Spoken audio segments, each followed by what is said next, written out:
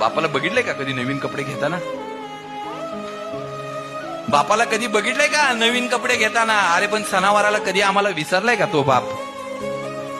बापाला कधी बघितलंय का मोबाईलच्या दुकानात कधी 16, 17 घेताना? अरे पण जर आम्ही अँड्रॉइड मागितला तर बाप कधी घेतानाही आम्हाला विसरला नाही. बापाला आम्ही कधी बघितलंय का चप्पलच्या आणि बुटाच्या दुकानात चप्पल आणि बूट घेताना? बाप ती चप्पल खेळ मारून वापरतय, पण जर लेकाने एखादा बूट मागितला ना तर ब्रँडेड घेऊन त्याला दुकानात देतय. हा रात्रीचा दिवस करतो बाप आमच्यासाठी. काही करा आयुष्यात, फक्त त्या बापाला कमीपणा देऊ नका.